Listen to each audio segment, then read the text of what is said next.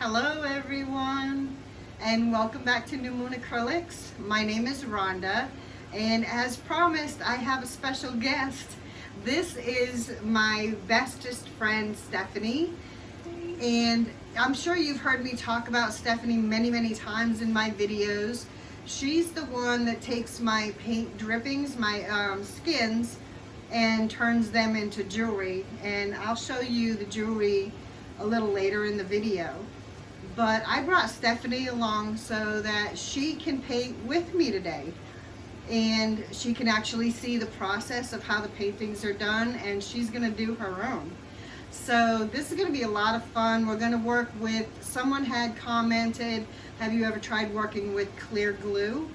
So I've been wanting to try doing clear glue with some of my micas, and I'll explain that as we get into the video. But yeah, so we're going to be using Floetrol and water with micas and clear glue and water with micas. So this is going to be a lot of fun. So are you ready? Yeah. Alrighty. So let's go create something new. Okay, hello everybody. We got little Miss Stephanie over here on her side. So I'm going to be working on this side, and Miss Stephanie is going to be working over here. We're going to have so much daggone fun today, it's going to be sick. But we are working with some micas that I actually had left over from when I used to do soap making. These are actually my Soap Micas. There's really not any difference between using micas like this and micas and stuff from like TLP or other companies that make pigments. So what we have is, we're going to take, Stephanie, put yours up here. So we each have our own colors, and I have a golden mica, and then I have a green mica, and I also have a racing stripe orange mica. Now I get my mica colors from a company called Brambleberry, and they range in price, but you can get like an ounce of this, which goes a really long way, for like $2. Some of them are a little cheaper, some are just a little higher depending on the pigment of the mica. So these are 3 of my colors. I'm going to get them out of the way. And Stephanie used that one, this white silveryness. Yep, she's got a silvery white, and she also has a blue mica. That's a really pretty blue. It's kind of like a cobalt blue almost. Coral. And then she has a coral mica. And Stephanie is going to be working with, as I said, someone had commented, have you ever tried doing clear glue? So I picked up some Elmer'sClear Glue. And Stephanie is going to be working with the clear glue, and we're going to be seeing how this works with clear glue on one. And then I have US Floetrol, this right here, on mine. So my colors are mixed with US Floetrol and water. Hers are mixed with clear glue and water. Now we're going to show you just how easy it is. I'm going to take this stormy blue mica and add that to my colorant, and she's going to add a amethyst purple. So here's my cup. All I have in here right now is the Floetrol, and Stephanie has the clear glue in hers. Now these are 3-ounce cups, and we have about 1.5 ounces of, I have Floetrol, she's got 1.5 ounces of her Glue? Yes, thank you, her glue. Come on, Rhonda, get with it. All right, so all you need is about this much. Can you see that on the stick there? And you just drop that in there and then carefully stir it. Now when you're working with micas, you should wear a mask because it is a very powdery, blowy substance, and it does contain a little bit of asbestos. So you probably want to wear a mask when you're making these. So we're going to be doing a wrecked ring pour today, and we're going to be doing a layered cup. So I want my consistency to be not Dutch pour thin, but I don't want it too thick either. So I'm going to add a little bit of water to bring it so that it has just like a very slight trace. And if I knock that cup over one more time, it's going to make a mess. Rhonda make a mess? Nah, never happens. All right. So, yes ma'am. Thank you. She wants water. I do. Mine's a little thick. Okay, so this is the consistency that we're gonna have. And I'm actually gonna add just a tad more of this mica to mine, because I want it just a little bit darker.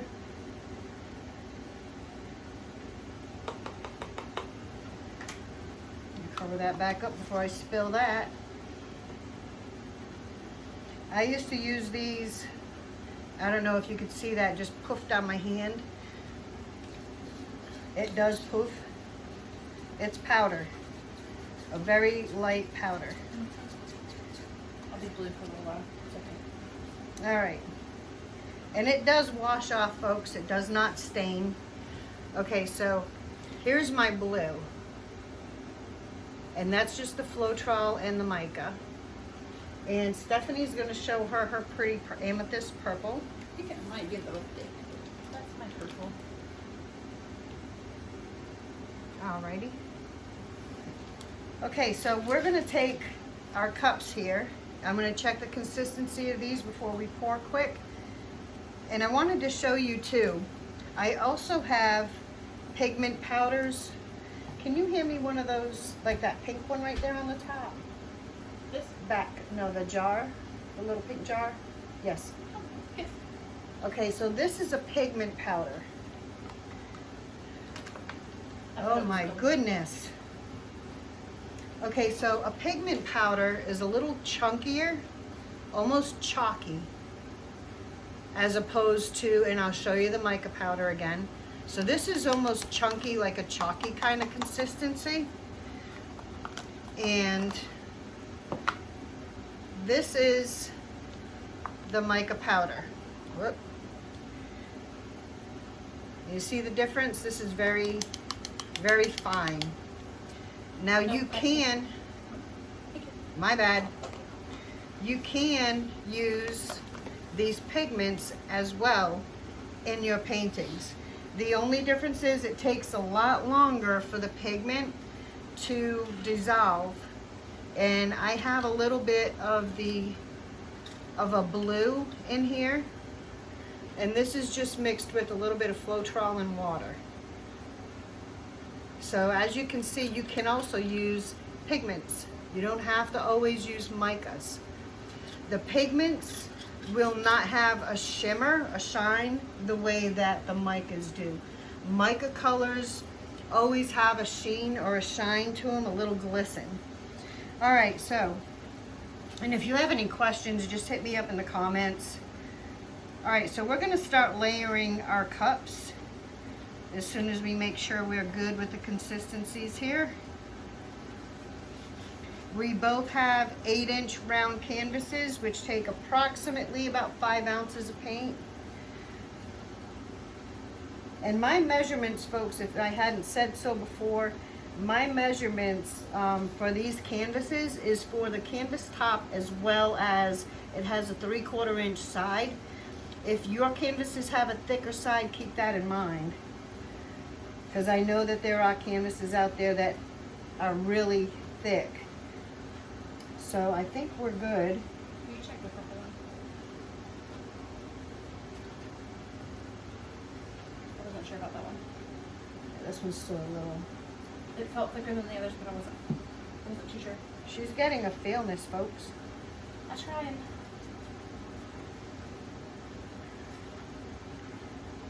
Oh, and if you watch till the end of the video, I also have another really cool piece of information for all of you out there.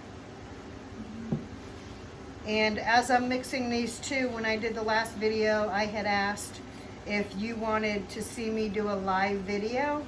And if you do, just let me know down in the comments if you want to see me do a live video and what kind of technique do you want to see me do. Like someone that had suggested a Dutch pour. I'm happy with that if you want to see me do a Dutch pour on live. So if I dump soap, yeah, I'm thinking soap because I got the Micas going. So if I dump paint everywhere, it's going to be live. Do I get a vote on this? Something with balloon kisses. Uh-oh. Stephanie is in love with my balloon kisses. All right, folks, so what we're going to do is we're just going to go ahead and start layering our cups. And what you want to do is when you're layering, you don't want to put a dark next to a dark. So whatever colors you want to layer, just remember do like a dark and a light and a dark and a light. Like that? Because the darks will cancel each other out. Kind of like that? That's perfect. All right, so we're going to start layering our cups. I'm going to start with my green on the bottom. You just tip this cup to the side a little bit. Pour in a little bit of that paint. And then you go on to the next color and you just keep layering until you've used up all your colors.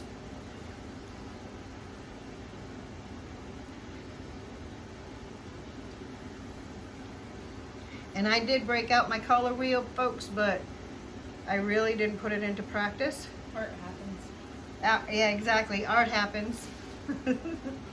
So we're just layering away here. Get all the paints up in there. I absolutely love, when I was making soap, I absolutely loved the way the mica colors shine in the soaps. And when everybody kept saying that they used mica in their paintings, I wanted to see if I could incorporate my regular soap micas, the micas I used in my soap. Because you can get them a lot cheaper than you can some of the high-end micas out there.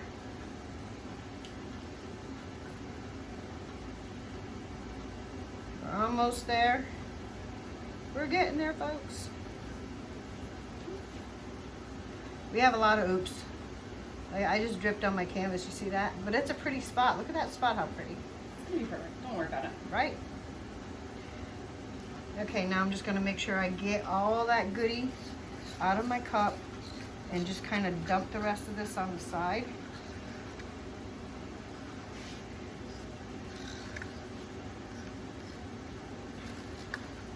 This is how you scrape it out. You just scrape this and then scrape that. You got that? Yeah. Scrape this one, scrape that. Right? Scrape this, scrape that. And it goes in that thing. Like this.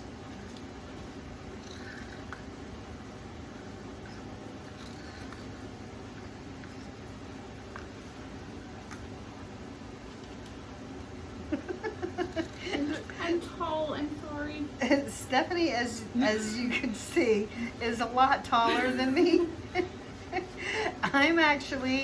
I'm about 5'3". So, yeah. But it's cool. For Christmas, I'm buying her bigger tables.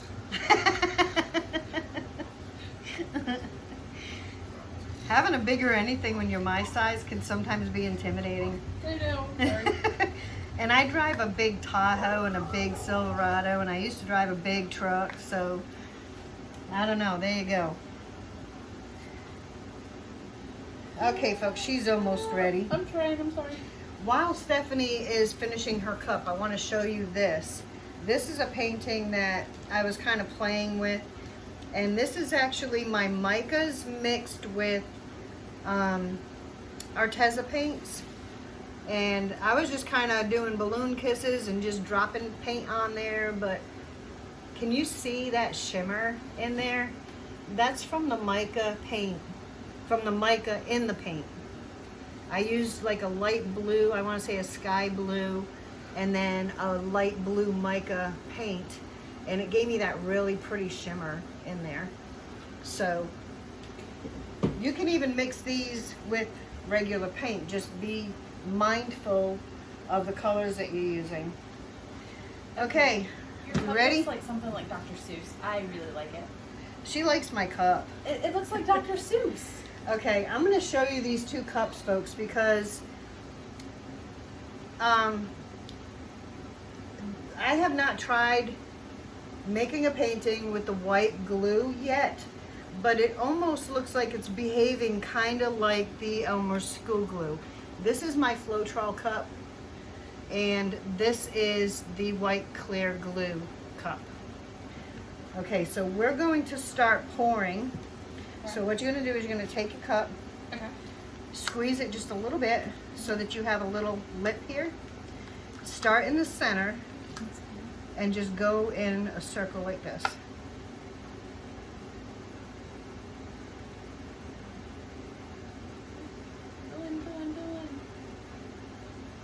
And she's doing a wide circle. I'm doing just a regular little, that's okay. I didn't know. No, hers is cool. It doesn't matter how you layer it, folks. It all comes up peanuts, right?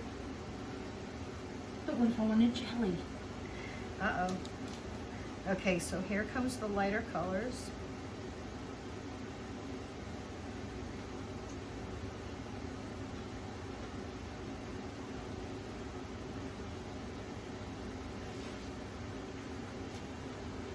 Okay, I'm gonna let a few drips come out.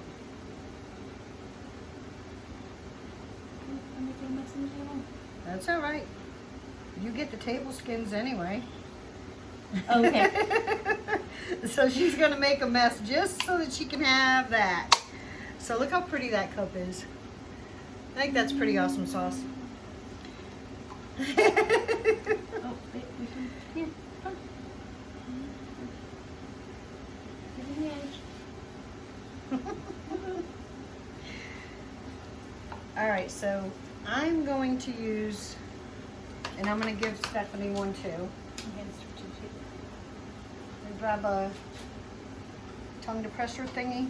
Tongue depressor? Yes. All right, now we're going to wreck the rings a little bit.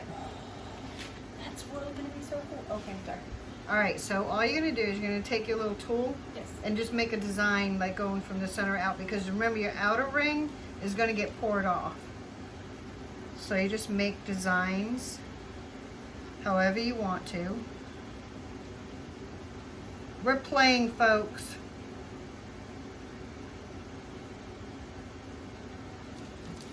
Okay?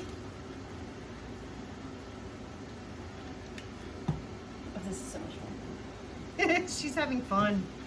Yay. Get up there. Okay. She hasn't had fun yet. She hasn't gotten dirty yet. I'm a little dirty. A little dirty. Okay, so now we're going to torch to make sure we get rid of all of our bubbles before we start tilting. And this will also let us know if we're going to get any reactions from our paint. So I'm good. All you do is you click this, Okay. and don't want to hold it too close, but you want to get rid of them bubbles. Like that far away? Uh-huh. A little closer down like this. Oh. And you want to pop them bubbles. Okay, let's set the home fire. I can't see the bubbles. I'm too far away. Here, let me see. She needs a taller table. I'm sorry. But I don't want to set your workspace on fire. Ah. So this, when you pop in your bubbles, this is what you, mainly you don't want to do directly like this, but have it at an angle. And just kind of go like this. You see the bubbles popping? Yes. So you want to make sure you get rid of your bubbles, because if you don't, you're going to end up with pimples, folks. All right, so now we're going to tilt our canvases. This is where we get dirty and we play. So you pick your canvas up Okay. from the underneath like this. Hold it underneath. That way there, the paint will drip on the sides. And then you just start going in a circular motion. This right here, okay, you see the weight of your paint? Yes. Where the weight of your paint is? It's all pretty much like right here. So get that to go in a circle.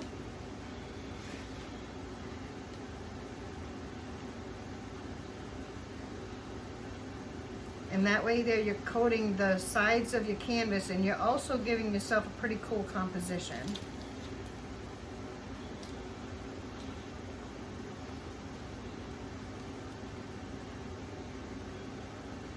Tip it back. I want to tip back this way a little bit so I can get some paint runoff down the side here. Come on. What is that? Come on. Alrighty, I'm good with that. Are you good with that? Yes. I'm dirty. She says, look, it's colorful. Okay, so I am, it's all good. I'm happy. I've said it before, if you can't have fun making your paintings, then why even bother? Oh, it's glue, so it's going to be a little sticky to peel off later. Yeah, glue is, look at me, I'm dumping my trash over at her spot. I have a trash right in back of me. Spot. Okay, so I am going to, you're not done making a mess yet. Okay. I gotta find what I did with my tweezers. I knew I had them. Hang on, folks. I can't. They're usually up here, they're pink. Okay. And they're usually up here. My husband was in my room, so maybe he used them, I don't know. We've been adjusting stuff in here, so I'm just gonna use a skewer. That works. I know where those are.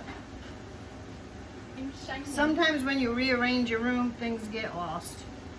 So I'm just gonna remove, I got some schmutz in here, probably from the Floetrol. It happens.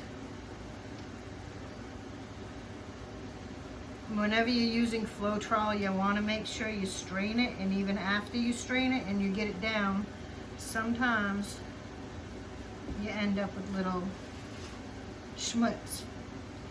But it kind of makes cool little patterns sticking it out.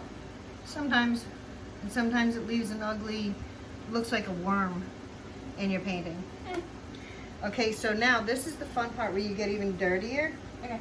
You're going to take your, look at your canvas all the way around, and you see right here I've got like a naked spot. Yeah, I got naked spots. You can just take your finger and drip it in the paint that's underneath your canvas right there, and just tap it like this. So you're like finger painting, just to make sure you get your sides. And if you need to see the other side, you can turn. I think I'm good on all my sides, if I don't drop it first. There we go. Alrighty. Okay, folks, we're gonna finish touching up our sides, and then I'm gonna bring you down and show you the wet results. Alrighty, I'll bring you down. Okay, folks. Alright, folks, here we go. Here are the wet results from our pours. So this is the one right here with my colors and Floetrol. And the only torching, oh, there goes my focus. The only torching I did was before I tilted. And I know it probably doesn't look like much now, but when it dries, I'm hoping that all that mica shine will come through. Maybe that's distorting my camera, all that mica shine. I see a lot in person, but not a whole lot on the camera. Yeah, you always see more in person than you do on camera. Okay, so, and then this is Stephanie's. Look how, she did a beautiful job, didn't she? I like it. So this one is done with the clear glue and mica. And I'm pretty sure that you can use clear glue and mix your acrylic paints with as well. Look at that, folks. Isn't that beautiful? Alrighty, so Give me 2 seconds. What do you think about that? Do you prefer, look at all that shimmer in there. This is from that pearl, that white, silvery white mica that she put in there. Look how pretty that is. I cannot wait until these dry. Me either, that's gonna be so pretty. It's gonna be awesome sauce. All right, folks. I am going to, let me know what you think about these in the comments. I'll show you the dry results tomorrow morning when they dry. But I'll be right back. I'm going to show you all something else. Alrighty, see you in a minute. Alrighty guys, we're back. And that was so much fun, and I can't wait to see the dry results. But I wanted to show you, I'm going to put my eyes on. This is what Miss Stephanie does. These are 2 pieces that she gave me. Look how beautiful that is. Oh, it's turning. So this is with paint skin. Yeah, there you go. That's the necklace. And these are the earrings. Whoops, whoops, whoops. So look how pretty those are. Isn't that awesome? My camera is being retarded today. But anyway, those are made with the acrylic skins. And yeah, this absolutely right here is my, again, the camera does not give these things any justice whatsoever.